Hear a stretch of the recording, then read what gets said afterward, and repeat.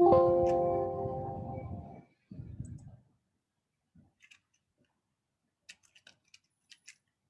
happened to Vibhuti? She's not joining. Join us. Okay, fine, beta. Fine. Let's start. Today we're going to start with a new chapter, that is Indian economy from 1950 to 1990. So 1950 से लेके 1990, what policies measures we have done. Now why 1950 to 1990 and not after 1950? Because this era, 1950 to 1990, that 40 years era, we have made some blunders. Definitely our economy got freed from the British colony, पर हमने कुछ blunders किए थे. There were some policy measures that was on a socialist pattern of the society. अभी socialist pattern of the society क्या था, क्या है, वो हम समझेंगे. But this period, let me tell you, this 40 years period is called the dark age of Indian economy. Now, why dark age? Because by the time 1960s and 1970s, by after 2 decades and 3 decades after the independence, what happened basically, Indian economy starts shrinking itself. It started declining. GDP growth plus में नहीं minus में जा रहा था, right? And this is why we are going to understand 1950 to 1990 of the Indian economy.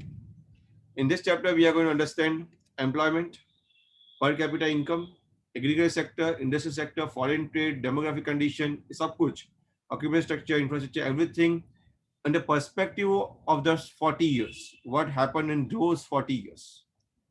Let's see. Introduction. We know that on 15 August 1947, India woke to a new dawn of freedom. Finally, we were masters of our own destiny. हमको आज़ाद हो चुके थे और हम British की 200 साल की चुंगल में से निकल चुके थे. The job of nation building was now in our hands. The leaders of independent India had to decide. उनको ये decide करना था, among other things, the type of economic system most suitable for our nation. कौन सी economic system सबसे ज़्यादा suitable थी? Right? A system which would promote the welfare of all rather than a few. ऐसे system हमको चाहिए थी जो सबका वेलफेयर करे, कुछ लोगों का, कुछ चुनिंदा लोगों का नहीं, but everyone. And we know that our founding fathers were Mahatma Gandhi and Jawaharlal Nehru at that point of time. But let me tell you, इन दोनों की आइडियोलॉजी ही कुछ डिफरेंट थी. और मैं ये भी बता सकता हूँ आपको कि इन दोनों की आइडियोलॉजी की वजह से ही, let me tell you this, because of this two people ideology, India में कभी टेक्नोलॉजी का आविष्कार नहीं हुआ. महात्मा गांधी जो स्वदेशी मूवमेंट के स्वदेशी मूवमेंट जिन्होंने स्टार्ट किया था, जिन्होंने पहले दाल थे, जिन्होंने स्टार्ट किया था, and that's why he doesn't like the machineries. Mahatma Gandhi believed कि अगर मशीनरीज ये देश में आ जाएंगे, ज्यादातर लोग बेरोजगार हो जाएंगे, because India is a highly populated nation eight that point of time also. और इसीलिए उन्होंने ये सोचा कि अगर पॉपुलेशन ज्यादा है इंडिया में, तो डेफिनेटली द मशीनरी से काम करना बहुत कम होना चाहिए और ज्यादातर ह्यूमन लेबर से होना चाहिए. जबकि नेहरू की सोच कुछ अलग थी. नेहरू मशीन्स के पीछे इतना पागल नहीं थे. वो ये सोच रहे थे कि जो इंडस्ट्रियलिस्ट है वो मे बी मॉडर्न पब्लिक, जो आजादी के बाद जो पब्लिक है उनको लूटेगी. उन्होंने ये सोचा कि अभी बहुत मुश्किल से तो हमको आजादी मिली है, अगर ये पूरा देश हम प्राइवेट सेक्टर को दे देंगे, इंडस्ट्रियलिस्ट को दे देंगे, तो बड़ा नुकसान हो सकता है, बिकॉज दे में लूट लाइक अ ब्रिटिशर्स. ऐसा बोल सकते हैं कि एक को इंडस्ट्रीज पसंद नहीं थी और दूसरे को इंडस्ट्रियलिस्ट पसंद नहीं थे. और यही एक रीजन था जिसकी वजह से हमने कुछ अलग ही तरह की सोसाइटी का निर्माण किया. Let's see what we have done. There are different types of economic systems. Among them socialism appeal Jawahar Nehru the most. जब आजाद हुआ देश, तब दुनिया भर में बहुत सारी तरह की इकोनॉमिक सिस्टम चल रही थी और उसमें से भी मेजर दो थे. मैं आपको ये बता दूं कि 1945 जब सेकेंड वर्ल्ड वॉर एंड हुआ, and you might be knowing about in the history that it was ended when America entered into that war. America अभी तक वॉर में था नहीं, पर because of the Pearl Harbor पे हमला किया गया और उसकी वजह से अमेरिका को मजबूरन वॉर में आना पड़ा। वो मजबूरन वॉर में आया और उसने बर्लिन पे हमला किया लास्ट में, जर्मन को कैप्चर करने के लिए, right. When he did that, उस टाइम पे बर्लिन के दो विभाग हो गए थे। There were two division of the Berlin. Berlin is the capital city of the Germany at that point of time. Now जब ये विभाजन हुए थे तो उस टाइम पे रशिया भी अमेरिका के साथ जुड़ गया था। Now both are under the control of the axis nations. Axis nation कौन कौन थे उस जमाने में? सिर्फ 3 एक्सिस नेशन थे, जर्मनी, जापान एंड इटली। तो जर्मनी में जब हमला हुआ तो at that point of time दोनों ही राष्ट्र, जो दोनों ही देश, जो कि एक दोनों की आइडियोलॉजी एकदम ही डिफरेंट थी, पर फिर भी दोनों फ्रेंड थे, और वो थे रशिया और अमेरिका। दोनों ने ही एक जगह पे हमला किया और वो था बर्लिन। बर्लिन में कम्युनिस्ट शासन भी था। कम्युनिस्ट यानी रशिया की फिलोसॉफी, रशिया की इकोनॉमिक सिस्टम थी। At the same time America की कैपिटलिज्म इकोनॉमी भी थी। और उस जमाने में कैपिटलिज्म और सोशलिज्म के बीच में बहुत ही बड़े मतभेद थे। There is a vast difference of opinion. Now socialism भी कम्युनलिज्म का एक पार्टी है। इफ यू सी कम्युनिज्म, तो उसका एक पार्टी है सोशलिज्म। ये दोनों क्या है, सोशलिज्म और ये कम्युनिज्म क्या है, हम समझते हैं उसको। तो याद रखिए कि उस जमाने से 1945 के बाद ही अमेरिका और रशिया कोल्ड वॉर में उतर गए। There was not a literal war was going on, but a cold war was there. एक दूसरे को लाइकिंग नहीं थी। यानी रशिया को ये नहीं पसंद नहीं था कि अमेरिका जो कर रहा है, और अमेरिका को ये नहीं पसंद था जो रशिया कर रहा है। And that was one of the reason कि ये आइडियोलॉजीज विपरीत दिशा में आगे बढ़ी। And there were two different types of economic system started all over the world. One we called as communism, right, जो रशिया ने अडॉप्ट किया, और दूसरा था कैपिटलिज्म, जो अमेरिका ने अडॉप्ट किया। Socialism was a part of the communism itself, but Jawaharlal Nehru को कम्युनिज्म बहुत अपील कर रहा था। However, he was not in the favor of the kind of the socialism established in the former Soviet Union. Soviet यानी Russia, उस जमाने में Russia को सोवियत बोला जाता था। और अगर कम्युनिज्म का अगर सिंबल देखे तो उस जमाने में कुल्हाड़ी आप देख सकते हो, और जो काटने का, जो खेतों में काटने के लिए जो क्या बोलते हैं, आरी जो होती है, वो उनका सिंबल है। Because it was propounded by the Karl Marx. Now Karl Marx was belonging to labor class, और वो लेबर्स के लिए बहुत उसने रिवॉल्यूशन किया था रशिया में, और इसीलिए पूरा रशिया कम्युनिज्म हो गया था। बट जवाहरलाल नेहरू ऐसे कम्युनिज्म में फेवर में नहीं थी, where all the means of production, that is all factories and farms in the country, were owned by the government. जो रशिया में ऐसा ही है, आज भी ऐसा है कि फैक्ट्री, फार्म्स, कुछ भी चीज अगर आप लोग कोई भी बिजनेस करो, वो किसका होता है? अल्टीमेटली मालिकी गवर्नमेंट की होती है। यहाँ पे इंडिया में ऐसा नहीं है। विल सी इंडिया में क्या है और क्यों है, that will see, right, because we are studying the history itself. Now it is not possible in a democracy like India for the government to change the ownership pattern of the land and other properties of the citizen in the way that it was done in the former Soviet Union. Former Soviet Union में जिस हिसाब से किया गया था, उस हिसाब से इंडिया में भी ऐसा हो, ऐसा पॉसिबल नहीं था, क्योंकि रशिया कुछ अलग फिलोसॉफी को मानता था। वो कार्ल मार्क्स के बताए गए सिद्धांत पे मानते थे। अमेरिका फुल डेमोक्रेटिक नेशन था, वो डेमोक्रेसी पे मानता था, यानी सबको हक है, राइट, कोई भी गुड्स प्रोड्यूस करने का, जमीन खरीदने का, everyone is an equal right. जबकि सोवियत यूनियन ऐसा नहीं मानता। वो मानते हैं कि सबके राइट इक्वल भले ही हो, पर अल्टीमेटली मालिकी तो सरकार की ही होती है।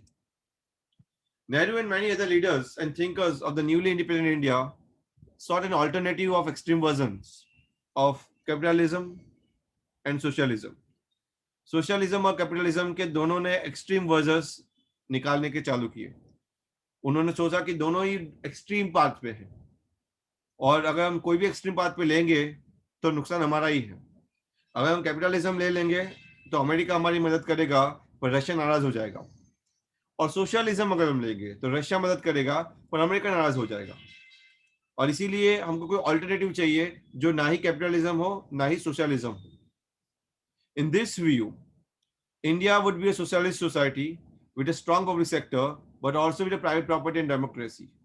इस हिसाब से अगर आपको इतिहास में अगर आपने पढ़ा हो तो आपको पता होगा कि नेहरू ने उस जमाने में नॉन अलाइंड मूवमेंट चालू किया, और नेहरू ही नहीं, नेहरू के साथ 30 देश के राष्ट्रपति जो थे वो सब भी जुड़े, और सबने मिलके नॉन अलाइंड नेशंस चालू किए, जिसमें ना ही अमेरिका की तरफ कैपिटलिज्म हो और ना ही रशिया की तरफ सोशलिज्म हो। दोनों ने एक अलग ही तरह की इकोनॉमी को रचना की सबने मिलके, और वो थी मिक्स इकोनॉमी, जो ना ही प्रॉपर कैपिटलिज्म है और ना ही प्रॉपर सोशलिज्म है। तो इसके लिए हमको समझना पड़ेगा कि टाइप्स ऑफ इकोनॉमिक सिस्टम कितनी एग्जिस्ट करती है वर्ल्ड में। मेजर ऐसे तो बहुत सारी इकोनॉमिक सिस्टम है। एक डिक्टेटर भी एक तरह की सिस्टम है जो हिटलर लाया था जर्मनी में, इसके बाद क्यूबा में फिडेल कास्ट्रो लाया था, राइट? वैसे ईदी अमीन लाए थे। तो ऐसे काफी सारी इकोनॉमिक सिस्टम्स हैं, पर यहाँ पे मेजर हमको इस बेसिस पे समझना है कि 3 बेसिक क्वेश्चन को पूछो, और ये 3 बेसिक क्वेश्चन का आंसर कैसे मिलता है, उस हिसाब से आप इकोनॉमिक सिस्टम की रचना ले सकते हो कि ये इकोनॉमिक सिस्टम कैसी है। अब लास्ट ईयर पढ़ चुके हो 3 बेसिक क्वेश्चन को। कौन से होते हैं 3 बेसिक क्वेश्चन कोई भी इकोनॉमी के लिए? What to produce, What to how to how produce, to produce, for and whom to produce. और होम टू प्रोड्यूस। और हमको ये पता है कि हमने ये पूरा पढ़ा था अलोकेशन ऑफ रिसोर्सेस में और डिस्ट्रीब्यूशन ऑफ रिसोर्सेस में, राइट? जहाँ पे ये रिसोर्सेस कैसे प्रोड्यूसर्स को और कैसे हाउस होल्ड्स को मिलते हैं। कोई भी इकोनॉमी ये 3 सवाल का जवाब कैसे देती है, उसके ऊपर समझ में आता है कि इकोनॉमिक सिस्टम कैसी है। पहले हम समझते हैं कि ये what to produce, how to produce और फॉर होम टू प्रोड्यूस कैसे, इस सवाल के सोर्सेस कहाँ से आते हैं। वापस मैं ले जाता हूँ आपको लास्ट ईयर के फर्स्ट चैप्टर में, a little bit brief, right, समझाने के लिए। So every society has to answer 3 questions. Now these 3 questions depend on what? We know that human wants are unlimited and resources are limited. ये unlimited wants और limited resources से ही scarcity का problem बढ़ता है, और स्कैरसिटी आने से ही हमको चॉइस करनी पड़ती है। ये चॉइसेस ही ये 3 सवाल को जन्म देती है: what to produce, how to produce and for whom to produce. So what to produce का मतलब होता है कि what goods and services should the country produce, butter बनाए या गन्स बनाए। हाउ टू प्रोड्यूस का मतलब कैसे बनाए, उसको किस तरीके से बनाए, या तो वो लेबर इंटेंसिव टेक्निक यूज करे या तो वो टेक्नोलॉजी यूज करे, ज्यादा कैपिटल इंटेंसिव टेक्नोलॉजी यूज करे। Should the producers use more human labor or they use more machines for producing things? And the third question, for whom, किसके लिए, या फिर कैसे ये गुड्स को डिस्ट्रीब्यूट किया जाए। ये 3 सवाल का आंसर देने के लिए मेजर 2 तरह की सिस्टम बोली गई है। एक कम्युनलिस्ट और या फिर कम्युनिस्ट या फिर सोशलिस्ट इकोनॉमी जिसको बोलते हैं, या command economy. Now when we talk about command economy, it means ये तीनों सवाल का जवाब गवर्नमेंट देगा। व्हाट टू प्रोड्यूस, सरकार डिसाइड करेगी क्या प्रोड्यूस करना है। हाउ टू प्रोड्यूस, सरकार ही डिसाइड करेगी कैसे प्रोड्यूस करना है, या मशीन से करवाना है उनको या लेबर से करवाना है। And third question, for whom to produce, वो भी सरकार डिसाइड करेगी। सोशलिस्ट पेट्रोल सोसाइटी में सरकार अगर बोले कि सबको कल रेड शॉर्ट्स पहननी है तो सबको ही रेड शॉर्ट्स पहननी है, अगर कोई भी नहीं पहनेगा तो उसको शूटर साइड किया जाएगा। This is what a command economy, it is a kind of a dictatorship you can say. But ये क्यों किया जाता है? The reason, as Karl Marx propounded this theory, reason was कि सबको इक्वल राइट मिले ना। इनकी नजर में इक्वालिटी का मतलब कुछ अलग है। इनकी नजर में इक्वालिटी का मतलब ये है कि अमीर हो या गरीब हो, सबको एक ही तरह का भोजन मिले, सबको एक ही तरह की इनकम मिले, सबको एक ही तरह का घर मिले। सो this is what they say about equality, the command economy. दूसरी नजर में है कैपिटलिस्ट इकोनॉमी, जिसको मार्केट इकोनॉमी के नाम से भी जाना जाता है, जो अमेरिका में थी, राइट? इसमें 3 जो क्वेश्चन है, what to produce, how to produce and for whom to produce, ये तीनों का आंसर सरकार नहीं देती है। इसमें तीनों का आंसर कौन देगा? तीनों का आंसर प्राइवेट सेक्टर देगा, प्राइवेट प्लेयर्स। वो अपने हिसाब से आंसर देंगे, क्या प्रोड्यूस करना है, क्यों प्रोड्यूस करना है, कैसे प्रोड्यूस करना है, वो सब आंसर्स प्राइवेट। फॉर एग्जाम्पल, कैसे देंगे वो आंसर? फॉर एग्जाम्पल, बारिश बहुत हो रही है, छाते की जरूरत है, तो सरकार नहीं बोलेगी कि कितने छाते बनाओ।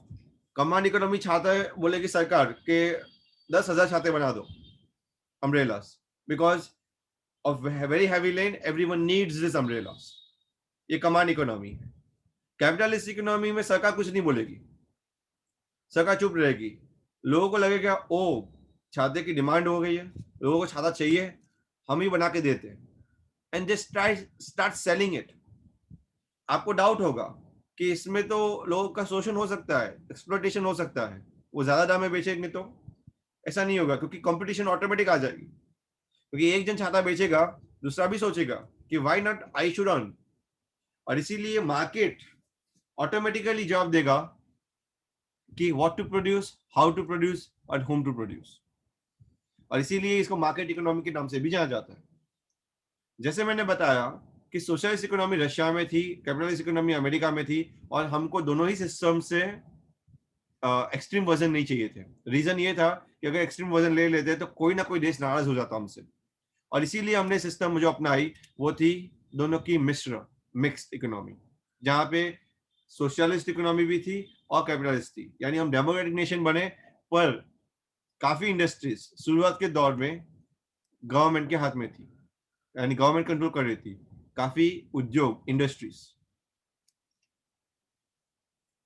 Now if you see in this diagram the economic system, याद रखिए कि इकोनॉमिक सिस्टम अगर कम्युनिज्म तरफ जाता है तो हम प्योर प्लान्ड इकोनॉमी बन जाते हैं। यानी सरकार जैसे प्लान करेगी वैसे ही सब कुछ होगा, यानी कोई भी अनप्लान चीज नहीं होगी, राइट? जिसके काफी फायदे भी है, काफी नुकसान भी है। एक तरह से अगर हम प्योर कंपटीशन की तरफ चले जाएंगे, यानी ऐसा बोल सकते हैं कंपटीशन यानी कैपिटलिज्म की तरफ चले जाएंगे, तो प्योर मार्केट इकोनॉमी बन जाएगी, फ्री मार्केट इकोनॉमी, जहां पे मार्केट के हिसाब से सब डिमांड सप्लाई चेंज होगा, जैसे स्टॉक मार्केट, वो प्योर मार्केट इकोनॉमी का फॉर्म, राइट? और मिक्स इकोनॉमिक्स आज अगर देखें तो 99% ऑफ द देश, 95% से ऊपर देश मिक्स इकोनॉमी में है। हाँ, अभी ये मिक्स इकोनॉमी में भी क्या है कि कितने वेरिएशंस कितने हैं। तो काफी कंट्रीज सोशलिज्म या कम्युनिज्म की तरफ झुके हुए हैं, और काफी इकोनॉमी जैसे कि जापान जैसे काफी इकोनॉमी कैपिटलिज्म की तरफ झुकी हुई है। Just a minute, hold on.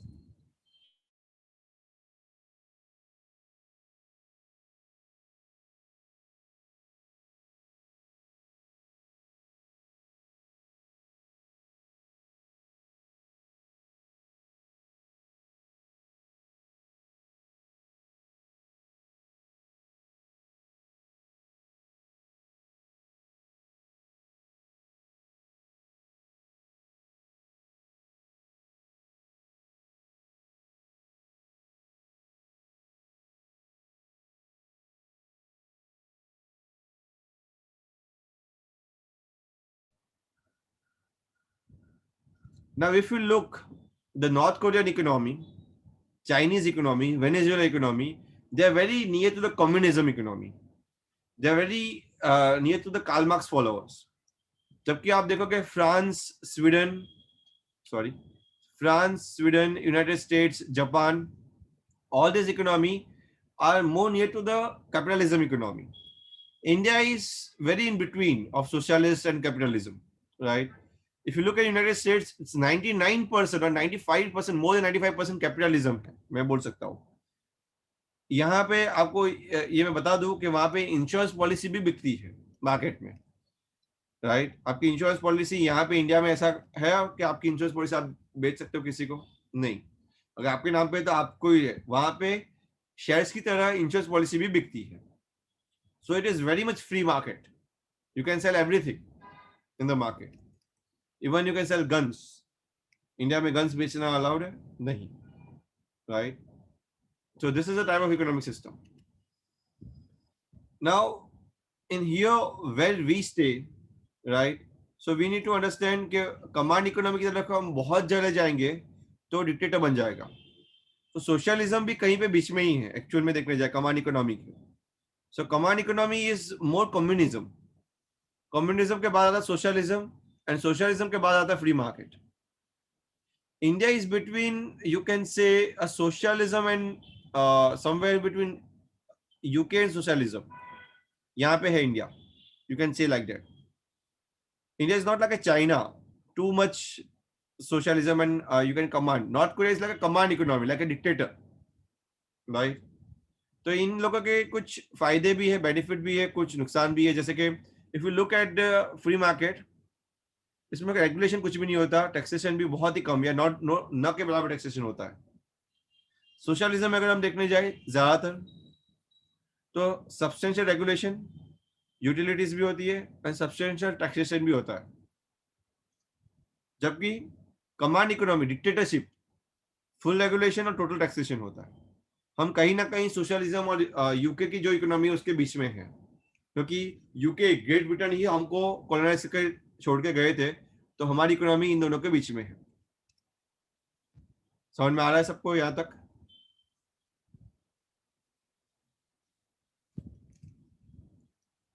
Yes.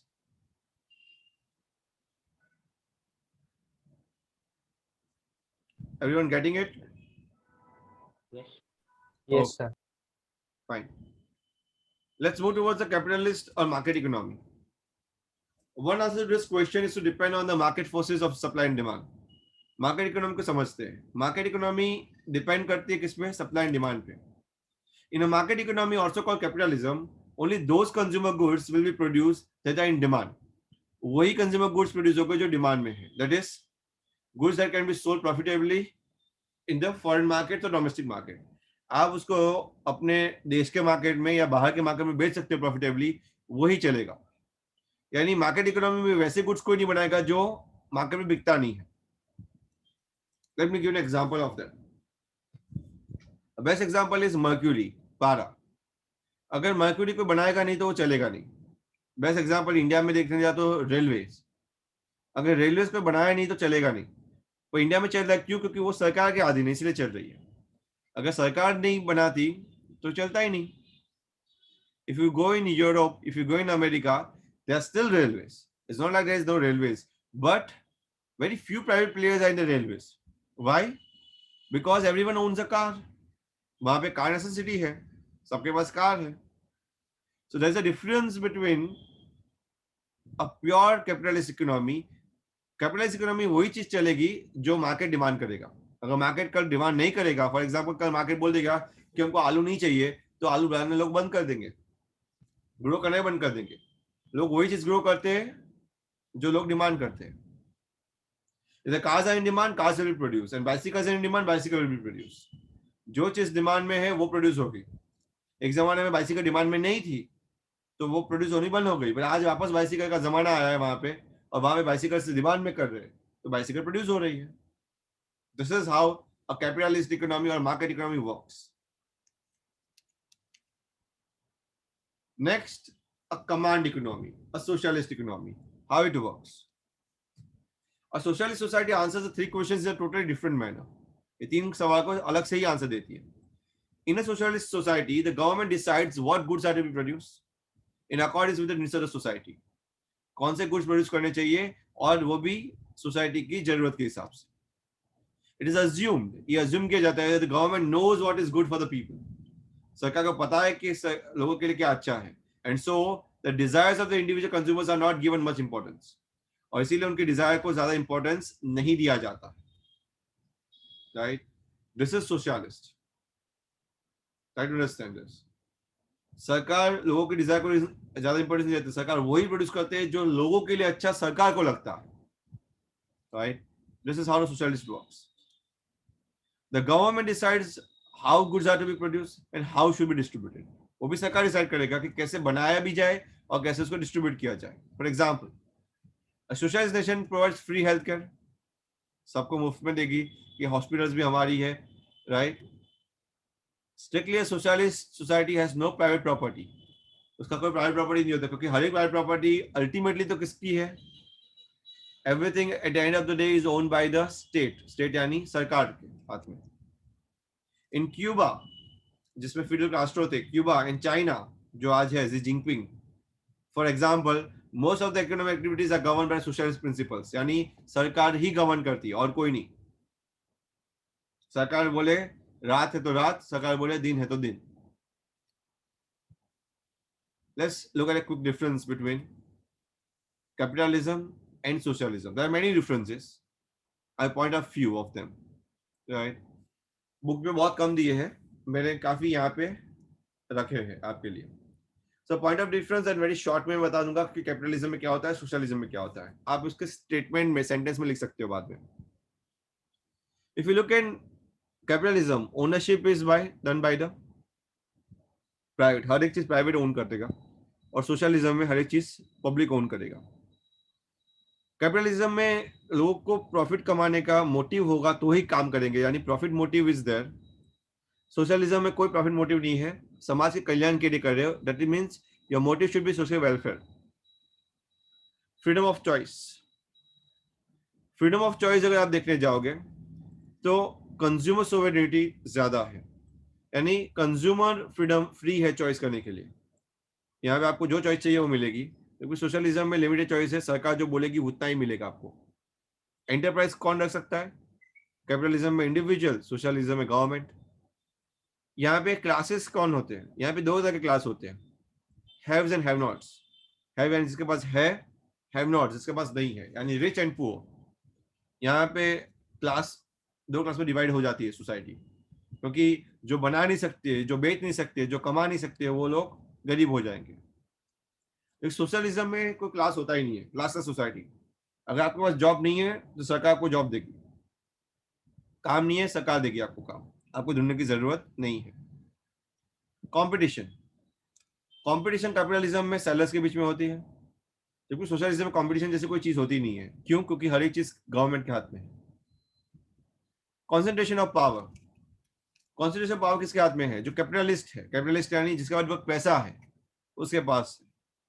यहाँ पे सब कुछ सेंट्रल अथॉरिटी यानी सरकार के हाथ में है। कैपिटलिज्म में मिस अलोकेशन होने के चांसेस ज्यादा है, यानी जिनको गुड्स चाहिए उनको मे भी नहीं मिले, यानी गरीब लोगों को गुड्स ना भी मिले। जबकि सोशलिज्म में ऐसा कोई शिकायत का मौका ही नहीं मिलेगा, everything is properly allocated, properly allocation होगा वहां पे। डिस्ट्रीब्यूशन ऑफ इनकम, कैपिटलिज्म में इनइक्वल डिस्ट्रीब्यूशन है, असमानता बहुत है। सोशलिज्म में equal distribution of income. Government, capitalism में लेस इंटरफियरेंस या नो इंटरफियरेंस, कम या न के बराबर इंटरफियरेंस है यहाँ पे, क्योंकि सोशलिज्म में एब्सोल्यूट पावर दिया गया है, इंटरफियरेंस, राइट। यानी सोशलिज्म पूरा का पूरा पावर किसके हाथ में? सरकार ही लेके बैठेगी। इंसेंटिव्स यहाँ पे दिया जाता है, इंसेंटिव्स, अगर आपको काम ज्यादा करोगे तो पैसा ज्यादा दिया जाएगा, यानी एनकरेज किया जाएगा। जिनका काम अच्छा भी है कैपिटलिज्म में, उनको ज्यादा पैसा भी मिलेगा।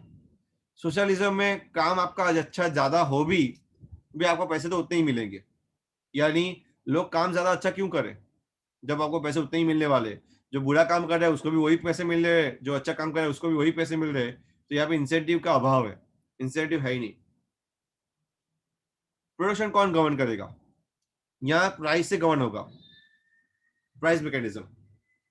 यानी आपको लगेगा कि ओके भाव, कांदे के भाव बढ़ गए, 40 रुपए के 70 रुपीज हो गए, कांदा प्रोड्यूस ज्यादा करो तो ही मुनाफा मिलेगा, यानी प्राइस से आपको प्रोडक्शन करने की मन होगा। सोशलिज्म में प्राइस मैकेनिज्म काम नहीं करेगा, सरकार काम करेगी। पर्सनल फ्रीडम, लिबर्टी, कैपिटलिज्म में रिस्पेक्ट की जाती है कि आप फ्री हो, जो भी करना हो। सोशलिज्म में इग्नोर किया जाता है, सरकार जो बोलेगा वही आपको करना पड़ेगा। कैपिटलिज्म में देखा गया है कि बहुत ही महंगाई और बहुत ही बेरोजगारी देखी गई है, ऑब्जर्व की गई है, जबकि यहाँ पे state has a power to control, सरकार को जैसे पावर से कंट्रोल करना हो वैसे महंगाई और बेरोजगारी को कंट्रोल कर सकती है। एक्सप्लॉयटेशन, कैपिटलिज्म में एक्सप्लॉयटेशन है, कौन करता है? पैसे वाले लोग, अमीर लोग गरीब लोगों को शोषण करते हैं, और वो देखा जाता है। जबकि सोशलिज्म में ऐसा कोई एक्सप्लॉयटेशन है ही नहीं। कैपिटलिज्म के दूसरा नाम क्या है? उसके दूसरे नाम है लेजर इकोनॉमी और फ्री मार्केट इकोनॉमी। और सोशलिज्म का दूसरा नाम क्या है? कमांड इकोनॉमी या सेंट्रली प्लान इकोनॉमी। समझ में आ रहा है difference between capitalism and socialism? Yes everyone? Yes, sir. Yes, sir. Okay okay, which economic system for India? Last topic for today. कौन सी इंडिया के लिए कौन सी इकोनॉमिक सिस्टम अच्छी? Answer an economic system which in their view combine the best features of socialism and without its drawbacks. Answer हमारी policy makers ने ऐसा दिया है कि जो सोशलिज्म के बेस्ट फीचर्स को ले ले और उसके ड्रॉबैक को ना ले, वो इकोनॉमिक सिस्टम हमारे लिए अच्छी है। कहने का मतलब, in this view India would be a socialist society with a strong public sector, होना चाहिए, but also with a private property and democracy. पर इसके साथ साथ हमारे पास प्राइवेट प्रॉपर्टी और डेमोक्रेसी भी होनी चाहिए। यहाँ पे दोनों के फायदे हैं, क्योंकि प्राइवेट सेक्टर में अगर हम देखेंगे तो इंडिया में स्टीव जॉब जैसे लोग बाहर निकल पाएंगे, यानी इन्वेंटर्स, टेक्नोलॉजी स्पेशलिस्ट, राइट। जबकि पब्लिक सेक्टर का अपना एडवांटेज है, वहां पे आपको हेल्थ केयर सेक्टर, जैसे आज हम कोरोना से बहुत सफर हो रहे हैं, यह सफर होने का मसला नहीं आएगा, क्योंकि सरकार ही सब कुछ देखेगी और इसीलिए लोगों को हेल्थ केयर फ्री मिलेगी। तो इसका भी अपना ही बेनिफिट है। पर इंडिया में दोनों को मिक्स किया गया, राइट। तो India would be a socialist society with a strong public sector but also private property and democracy, यानी पब्लिक सेक्टर तो है ही है, साथ में प्राइवेट प्रॉपर्टी और डेमोक्रेसी भी दी गई है। Today most of the economies are mixed economies. आज दुनिया में जितनी भी इकोनॉमीज आप देख रहे हो, राइट, उसमें 80-90% of the economies mixed economics.